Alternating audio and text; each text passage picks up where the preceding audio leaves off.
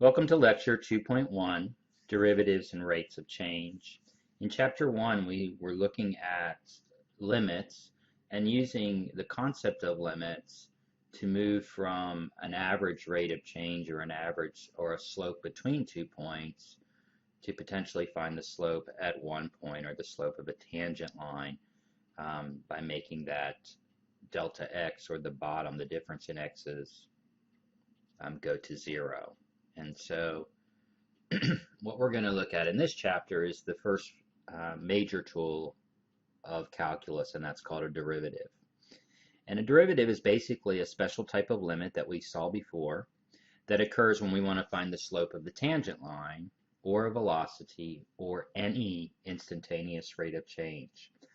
So I want you to first connect those actually four concepts: derivative, slope of a tangent line, the velocity, or instant rate of change. You might think of these as synonyms. A derivative is a slope of a tangent line. A derivative is the velocity.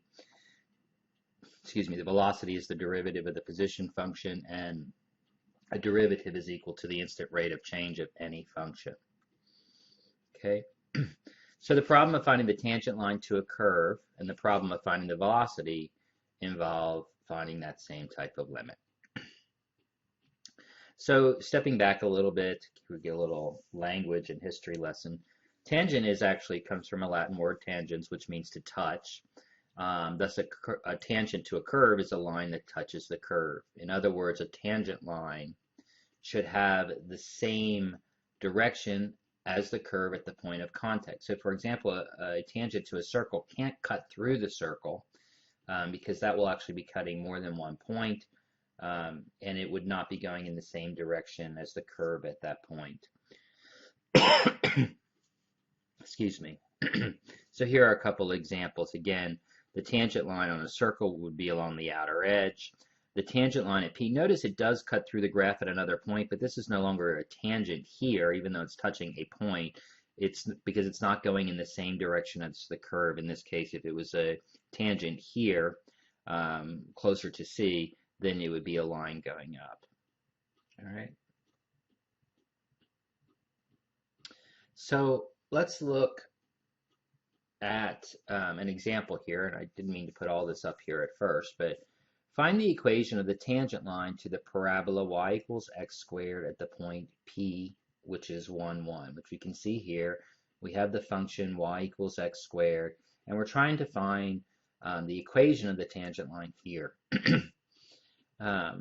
Notice we can write an equation of a line.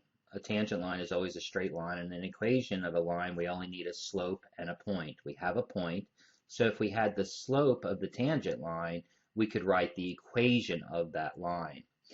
The difficulty is that we know only one point. Typically before we used 2 points to find the slope, and now we're trying to find the slope at 1 point. We can pretty easily find the slope between 2 points, for example at Q, which is, notice this is in formula terms, so the x value is of course just x, and since y equals x squared, then the y value would be the formula, okay?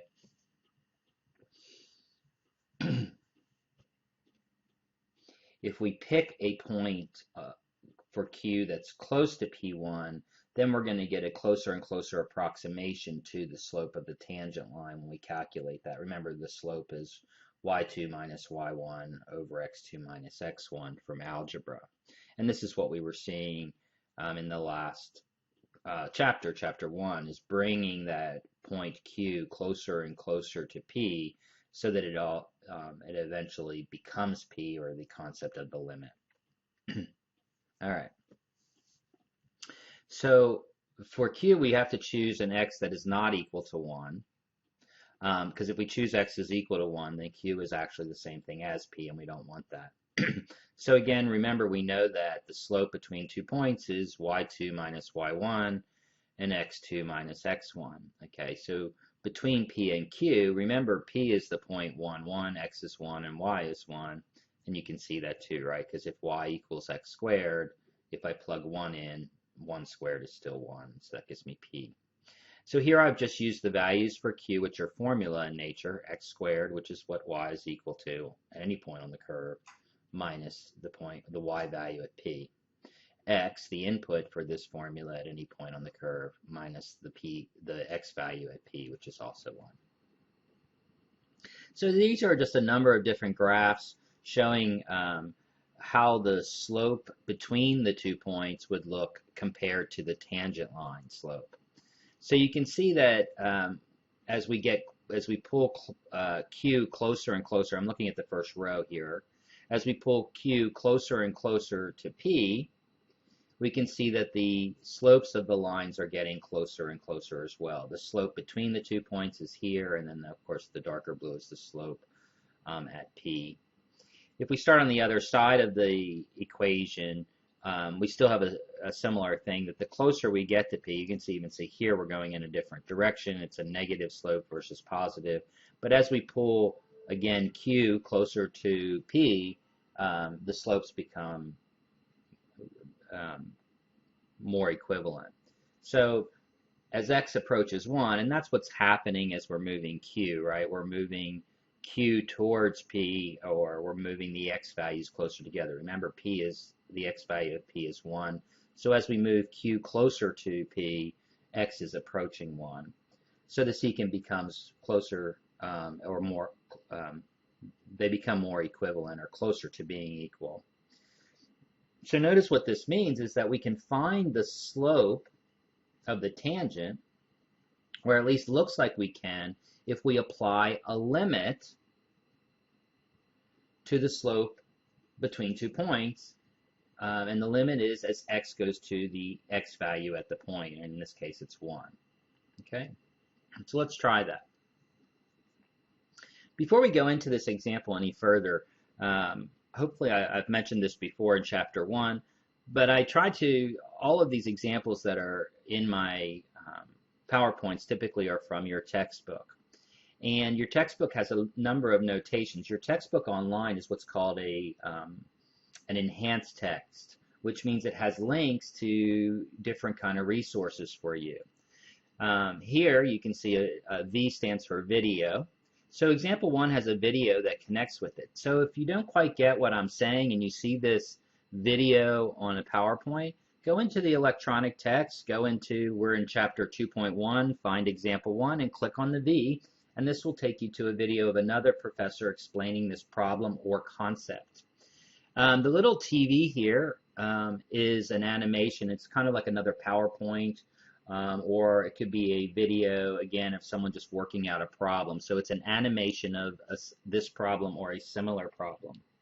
Two other things which are really, really powerful is TEC, which is Technology Enhanced Calculus. And what these often do is when we're talking about a concept like the one we just looked at there with all those different graphs, this will allow you to kind of move maybe the graph or the x value. In this case, you could move q closer to p, and you'd actually see how the slopes get closer and closer and closer and get more aligned. This other little star guy up here with a play button in it is called Wolfram. And Wolfram is a very powerful technology. Programmers use it, etc. But these are also typically graphs, etc., to help you understand the concepts. So if you're watching along on my videos and you see some of these symbols, know that there's more explanation, there's more observation that you can do in your text in WebAssign. And so I try to keep them in here. I'm not saying that I'm going to remember to put them all in, but I wanted to give you that insight. All right, back to the problem. So before we go through this problem, let's refresh our memory. We've done a little bit of it with some key algebraic concepts. And notice this is our bridge to calculus. It's a simple bridge. The first one is that slope. Remember that slope equals rise over run, or the difference in y values over the difference in x values. Notice if I rewrite this equation by multiplying both sides by the denominator, x2 minus x1, I simply get this equation, which is actually the equation of a line. So we can use this. This is the point slope equation of a line. We can use this equation to find the equation of the tangent line. We have one point, And notice when we're using this equation of a line, we leave y2 and x2, both as x and y, as the variables, as the letters. We don't change those. And then when we use the other point, the point that we're given, the values would go in for x1 and y1. And that leaves us only having to figure out what is the slope. And here we want the slope at the tangent. All right. So let's go ahead and try to figure out what the slope at our tangent line is. Remember, we just talked about this is the average rate of change, or the average slope, or excuse me, the slope between 2 points. So if I want the slope at one point, I apply the limit. Okay, now remember that Q is in formula form, so the x value is x in formula form, and the y value is the equation, y equals x squared. And then we have the x1, excuse me, x1 and y1, which are the point P.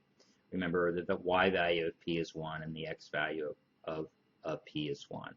So this is simply using this equation, putting the limit on it, so it's now the tangent, not between 2 points, and then plugging in the 2 points we have. P is 1, 1, which we see here at the end, and then Q is really our formula. Okay? We can see here that the limit goes away, or the denominator becomes 0, so we have to do some algebra that we learned in chapter 1. If I factor the numerator into x plus 1 and x minus 1, I can now see I have a factor of x minus 1, which cancels out.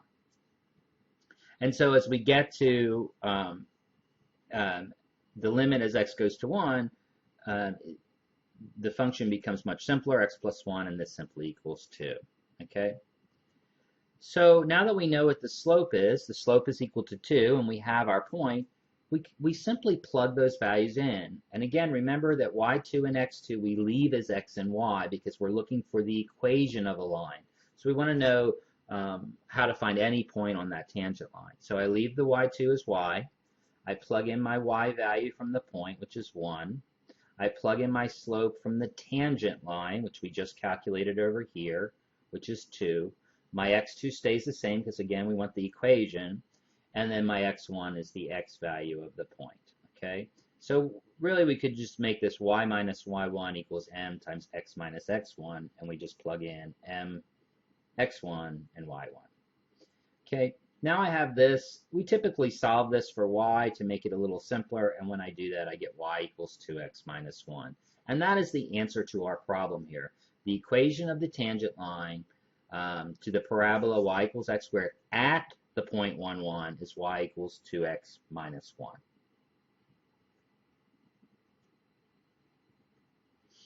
Okay, sorry I keep bouncing back and forth, didn't mean to do that, but I wanted to make one more point here. This is really important that you understand this, okay?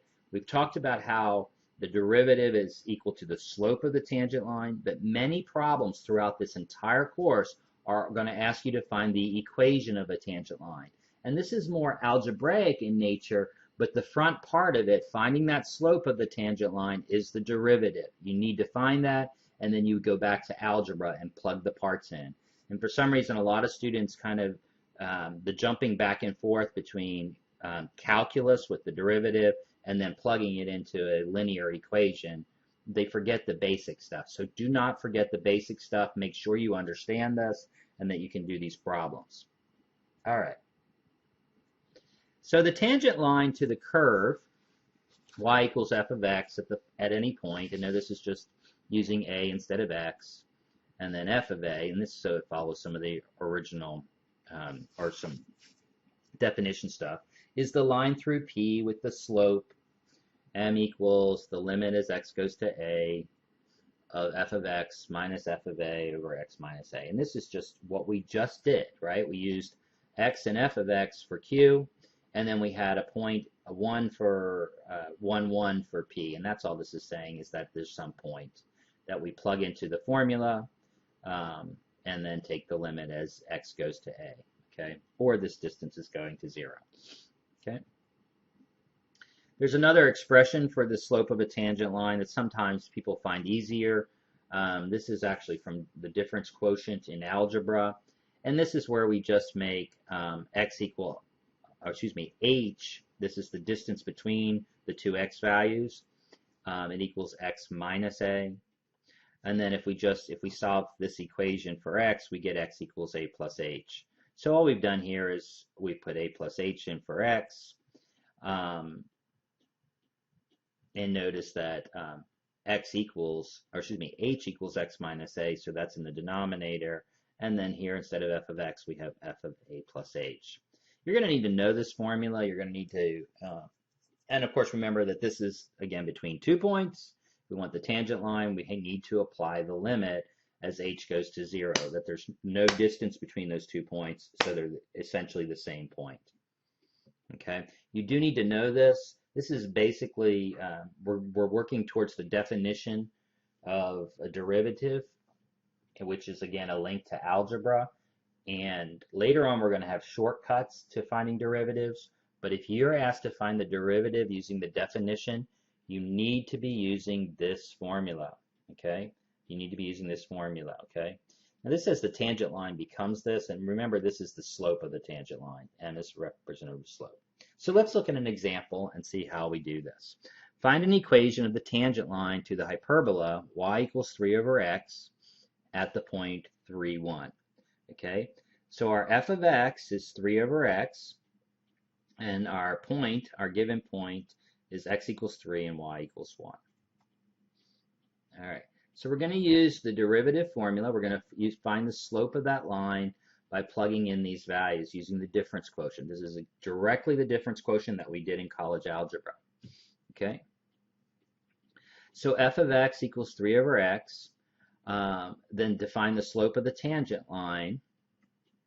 We're going to plug in, remember, f of a plus h, okay, and so a is 3, right, because this is a and f of a. This is our x value and our y value for our point. So a is 3, f of a, or f of 3, is 1, and we can see that, right? When we plug in 3, f of 3, y with x equals 3 is 3 over 3, or 1.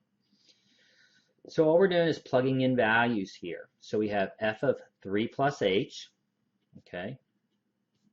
So we know that a is 3. We're not even getting into the formula yet here. We're just using the notation and substituting in for a. And f of a is f of 3, which is also, remember, 1. So now when we plug some values in here, remember that if our f of x is 3 over x, and we want to find f of 3 plus h, wherever we have an x in the formula, we're going to substitute 3 plus h. If there's multiple x's in a formula, we're going to look at one in a minute. Everywhere there's an x, I put in 3 plus h. I also need to be very mindful of any subtraction, because if I'm subtracting a formula, I want to distribute the negatives. All right. So I have, for f of 3 plus h, that's 3 over, again, x becomes 3 plus h, and I get this first part here. Remember, f of 3 is the y value when x is 3, so it's the y value in our original point, minus 1, and this is all over h. Okay, this is a little bit more complicated to solve because I need to have a common denominator in the numerator. So notice this is 1 is equal to 3 plus h over 3 plus h. So when I substitute that in, I get 3 minus 3 plus h all over 3 plus h all over h. Now this is a complex fraction, and you may not remember this from algebra, but when I have a fraction in the numerator over a single denominator, what I can do is simply, God, I just went blank, sync this. And what that means is this denominator goes into this denominator. Okay? So let's look and see what happens. Oops, I disappeared part of it. There we go. Went in the wrong direction. Sorry about that. So notice when this syncs, I get 3 minus 3, which is 0. 3 minus h, this is what I'm talking about. Minus, this negative has to distribute to the h, so I get negative h up top. Remember, this sank into the bottom, so in the denominator I get h times 3 plus h. And you can also think of this as a fraction up top, this fraction, divided by h, which means times 1 over h. Remember, when we divide by a fraction or do division with fractions, we reciprocate the second term. I'm not going to spend a lot of time in this. You should know your algebra, and I shouldn't have to go back on that. And if you don't, then it's your really responsibility to go back and do some review. Notice here that the h's cancel out. So I get negative 1 over 3 plus h. And now I can apply the limit because the denominator is no longer going to 0. So I have 1 over 3 plus 0, or negative 1/3. Once I have the slope of the tangent line and I have a point, remember it's very easy to find the equation of the tangent line.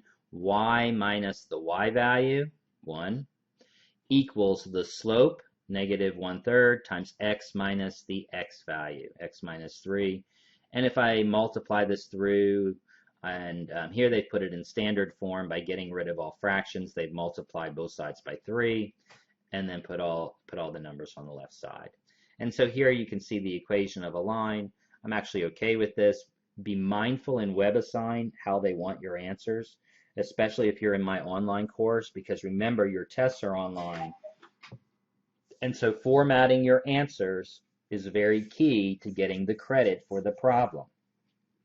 So pay close attention to your homework. Make sure you're learning how WebAssign wants you to format answers to questions. All right, let's look at another issue, or another area or topic, velocity. Notice that velocity, or speed, is simply the rate of change of distance over time. It's the rate of change. It's how you're changing in relation to the distance or your position over time. And you know this very simply. It's very intuitive by thinking about a speed limit sign. When we look at the speed limit sign up in the upper right, it says the speed limit is 55 miles per hour, or miles over hour. A fraction can be read as miles per hour. And think about it, miles is a measure of distance, hour is a measure of time, and so velocity is a ratio of distance over time. It's the change that's happening with your vehicle or your body, whatever, as you're moving. So your car is going 55 miles per hour. It's changing every hour. It's changing the distance it's going. Okay, it's a change in position. So the two key values we need in order to calculate velocity are distance, sometimes called displacement, and time. A typical distance formula uses the variable s, which s typically stands for the position, at a time t. Okay, so I get in my car at 8 a.m. in the morning. That's my initial time, and my initial location is at my home. I drive to, let's say, work, which is 10 miles, or let's say it's 30 miles away, and it takes me a half an hour to get there. So my initial position is home, my second position is work. The difference between those positions is 30 miles. It took me a half an hour to get there, so my difference in time is 30 minutes, or since I do speed typically in miles per hour, it's 1/2 hour. 30 divided by 1/2 is 60, right? Because 30 divided by 1/2 is 30 times 2. It's hard for me when people are talking like I'm talking and not seeing anything to follow along. But this is hopefully a simple problem that we can relate to via our car. And so then we can see that our velocity would be 60 miles per hour. If we examine this function from initial time over an interval of h time units, then we get an average velocity. So now what I'm doing is I'm using the formula that we just learned, the difference quotient. And here, instead of using two different times, I'm saying that the total time is h units. So in the example I gave about going to work, the time would have been 30 minutes, or if we're looking at hours, it would be 0.5 hours. Okay. So, and again, the initial time in the example I gave, let's say I said I get up in the morning, and A would be 0, right? Because I'm starting out at some point. It might be a time as well. It might be 8 to 8:30 or something. But the time at the end of my drive is the initial time. If I used a clock time, 8 plus the 30 minutes, 8:30. Or if I used 0 as an initial starting point, then it would be just 0 plus 30, or 0 plus 1/2. Okay, minus our position or our functional value at the initial time. Again, notice this is simply the slope between 2 points. y2 minus y1 over x2 minus x1 because the x value is the total time that we've gone, okay? So this should not, although I'm using different notation, what you're seeing here is that algebra and calculus are closely related around slope, specifically the derivative to begin with. And so we also know that instantaneous change, in this case instantaneous velocity, is our slope between 2 points, or our average change with the limit as the x values go to 0, or the difference between the x values go to 0, because we want it at 1 point, not at 2. All right, so let's look at an example here. I'm doing really horrible at the links for these coming on in the right order. I apologize for that. You get the answer before you get the problem. Excuse me. Suppose that a ball is dropped from the upper observation deck of the CN Tower, 450 meters above the ground. What is the velocity of the ball after 5 seconds? And B, how fast is the ball traveling when it hits the ground? Recall from section 1.3, the distance in meters fallen after t seconds is 4.9 t squared. Now this formula, this is a distance formula that is just based on gravity. When you drop something, it's gravity times time squared, okay? All right. So using our instant velocity equation, we can calculate the formula that tells us the instant velocity after any interval h. Now remember, we just had this velocity formula, f of a plus h minus f of a all divided by h, with the limit as h goes to 0. Okay, here's our formula.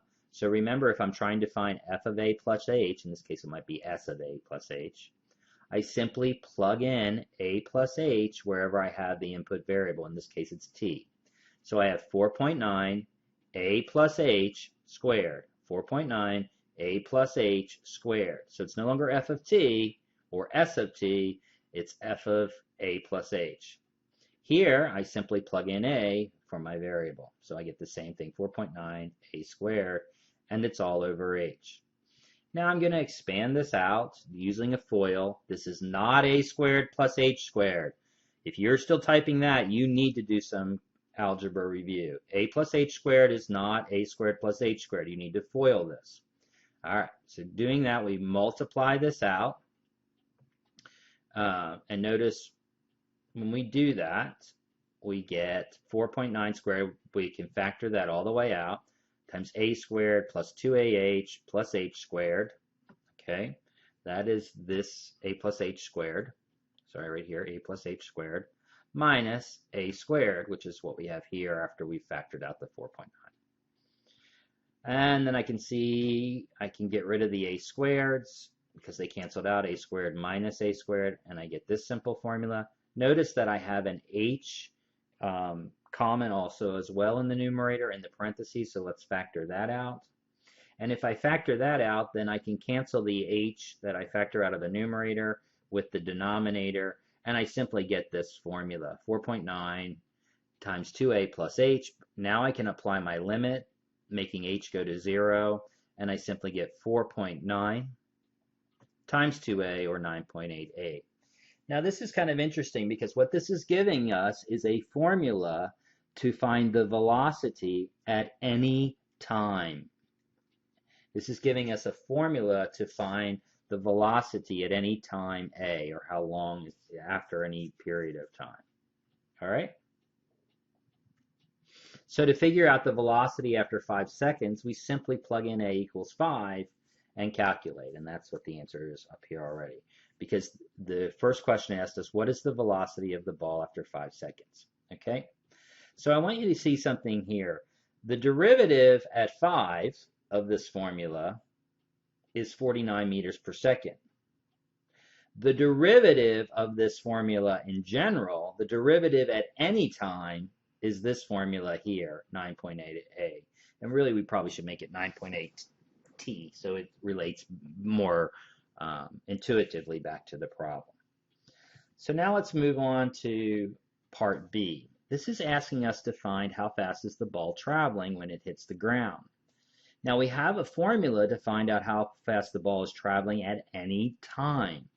So in order to figure out how fast it's traveling when it hits the ground, we need to figure out how long it takes or the time it takes for it to hit the ground. Because remember, our instant velocity formula was 9.8a or 9.8t, depending upon how you use the variable. All right. We know the ball is traveling 450 meters because we dropped it from that height. So that's the total distance it's traveling. We're on the top of the tower at 450 meters to 0 meters because that's the ground. And we have a formula for distance. Remember, distance equals 4.9 t squared. We know the distance is 450, so we can easily find what t equals by plugging in the values. 450 equals 4.9 t squared. Solving this for t, I get t equals 450 divided by 4.9 with the square root, which is 9.6 seconds. To figure out the velocity after 9.6 seconds, we simply plug it back into that original derivative that we found using a equals 9.6 seconds. Remember, 9.8 times t, or times a, and here we get 9.8 times 9.6, which is roughly 94 meters per second. These problems are pretty important. I want you to be comfortable solving this problem. I know word problems sometimes throw us off, but velocity is a rate of change. To find the instant velocity, again, we take the limit as t goes to 0, the x values are the input values, and then we can calculate at any point along the time it's traveling. All right. So we've seen that the same type of limit arises in finding the slope of the tangent line or the velocity of an object. We've done two different problems, and we can see we're using the same kind of formula. The limit as h goes to 0 of some functional value of an initial value of x, which is a, and then some later value of x, which is increasing the interval by h. Notice this arises when we calculate a rate of change also in any of the sciences or engineering, such as the rate of reaction in chemistry, a marginal cost in economics. We could look at population trends. Calculus is extremely powerful because it's allowing us to see how things are changing. And whenever we're trying to do some kind of future prediction, whether it's in business or in the strength of material, etc., we're looking at some kind of relative change or the impacts of change. Okay? So the definition of the derivative of a function at number A is denoted, the notation is f apostrophe a. We also say f prime a. This means a derivative. F prime a is the notation for a derivative, and it equals, by definition, the formula we've been working. The limit as h goes to 0 of f of a plus h minus f of a, some initial value, all over the difference in x values, which is what h is defined to be. And remember, we're making that difference between the 2 points go to 0, so we're at a single point. Whenever you have to solve a derivative, when a problem is asking you to solve a derivative using an equation, you need to use this formula and show your work. Pretty soon we're going to be looking at shortcuts and finding derivatives for different types of formulas. But if a problem asks you to find the derivative of a function using the definition, you need to use the difference quotient here. All right, let's move on. We can also do this if we have 2 points. If we have a formula, this is the original problem we did. This is a very similar, it's just a different notation, but a similar setup. We can use the x as the input, the formula as the second value, and then take away the point values, right? This is the y at a, and then this is the x for that point. And again, we've used both of these already today. So this says find the derivative of the function f of x equals x squared minus 8x plus 9 at the number a. Okay. Remember, the first thing we're going to do is find f of a plus h by plugging in a plus h wherever there's an x. Then we're going to find f of a, and that just means to replace x with a. We're going to subtract those in the numerator and put them all over h, and then eventually simplify and apply the limit. Now this is a good problem because it's fraught with mistakes. A lot of students, when they're trying to find f of a plus h, plug it into the first x and forget about the second one. Everywhere there's an x, you're going to put a plus h in parentheses and then simplify. So you can see here I have, instead of x squared, I have a plus h squared. Instead of minus 8x, I have minus 8a plus h plus 9. There's no x here, so I do not put an a plus h next to the 9. It's just the number 9. It's all in brackets, so I should simplify this equation, this expression in brackets first before I combine it with the second.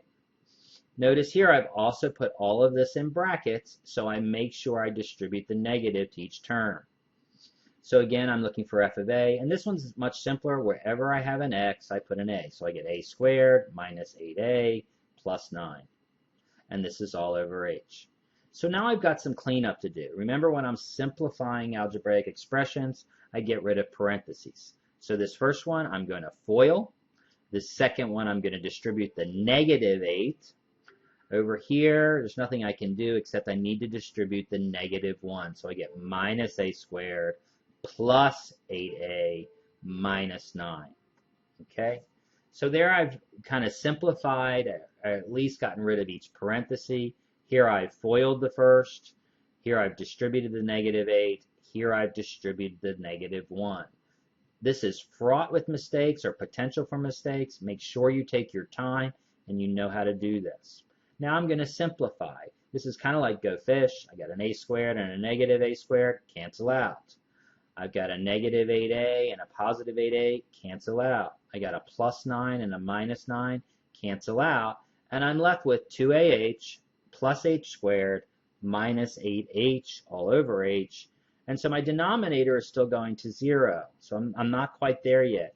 But notice my numerator has a common factor of h in every term, so I can factor it out. If I factor out the h, I'm left with this limit over here. And notice now, since it's being multiplied, I can cancel out the h's in the numerator and denominator. And so I get a much simpler limit, which is the limit as h goes to 0 of 2a plus h minus 8. Since it's no longer in the denominator, I can just substitute in 0 for h, and I get my derivative equals 2a minus 8. Okay, f prime a equals 2a minus 8. So I could find the instant rate of change or the slope of the tangent line at any value of x simply by plugging it in here. For example, the slope of the tangent line at 2, at x equals 2, would be 2 times 2 is 4, minus 8 is negative 4. So the slope of the tangent line at x equals 2 is negative 4. All right. So again, I think I've said this multiple times, but I want to say it again. There's no problem with me beating a dead horse this early in the course because I want you to understand the concepts. If you understand calculus concepts, you will be much more successful in this course, in your next calculus courses, and I judge also in your career in science, engineering, or math.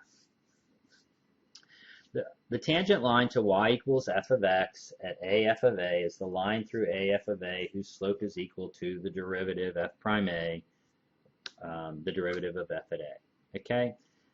All this is saying, it's a lot of language in there. This is a specific point, an x and y value. All this is basically saying is that the derivatives are equal to the slope of the tangent line. Those are the same thing. The slope of the tangent line is the derivative. Okay? If we use the point-slope form of the equation, we can write the equation of the tangent line to the curve y equals f of x at the point a f of a. So again, we've already gone through this with an example, so now they're just using derivative notation. So y minus the y value at a equals the derivative of the tangent line, or the slope of the tangent line at a, times x minus a, which is the specific value of x at a point. So let's look at a problem here. This should be pretty straightforward. We've already done the first part. To find the equation of the tangent line to the parabola, again, notice you have a video here, so if I go too fast, one good thing is you can hit pause and go back, or you can hit pause and try to do it yourself. Find an equation of the tangent line to the parabola y equals x squared minus 8x plus 9 at the point 3, negative 6. Remember, to find this equation of the tangent line, we need two things. We need the slope of the tangent line, and we need a point. We're given the point, so now we just need the slope. Well, in the last problem, we found the slope of this exact formula. You may not recognize it, but this is exactly what we found before, was that the derivative at any point x is equal to 2x minus a, or 2a minus 8. Excuse me. We just use a to indicate an actual number. Remember that a is equal to the x value, so at this point we're going to plug in the x value for a, which is 3. Okay? So f prime 3, or the derivative of f of x at 3, is 2 times 3 minus 8, or negative 2. Now that we have the slope of the tangent line, we simply use the point slope formula. Y minus y1 equals the slope times x minus x1. Y minus y1, the y value, equals the slope times x, where am I at? X minus x1. And then I simply solve that, and I get y equals negative 2x. These can be a little bit confusing at first. Do a number of these until they stop being confusing. Once you're finished a video like this, do your online homework. And then if you want to do well in this course, you should be doing additional practice. Look for problems at the end of each chapter. There's a problem, there's a list of problems for each chapter and section. And then again, in WebAssign, there's a study plan that you can go through tutorials or practice problems for each section. All right. So again, to beat a dead horse, we're going to look at some more notational things. This is the difference quotient, where we've been using h to represent delta x, the difference between the x values, x2 minus x1. We're going to use delta y to represent the difference between y2 and y1, and you can see them here. So this is just saying that delta x equals the change in x values. Delta is a Greek letter that typically represents change. We can also represent the change in y values as f of x2 minus f of x1. So now we're just really focusing on notation. So notice this difference quotient is simply the slope, or the average rate of change. y2 minus y1 over x2 minus x1, which we can notate as delta y over delta x, rise over run, rise over run. Okay? So the slope between 2 points is the average rate of change with y with respect to x. Remember that instantaneous rate of change is we want those points to be the same place. So we want delta x to be 0. And so we simply apply the limit as delta x goes to 0 of our slope formula. Okay? I know we've seen this a lot. Hopefully it's really sinking in because I keep saying the same crap, right? All right. So the derivative f prime of a is the instant rate of change of y equals f of x with respect to x. So a derivative is the instantaneous rate of change. A derivative is the slope of the tangent line. And I feel like I'm forgetting one more. I lost it. I don't know what it is. The derivative is equal to the limit applied to the slope between 2 points.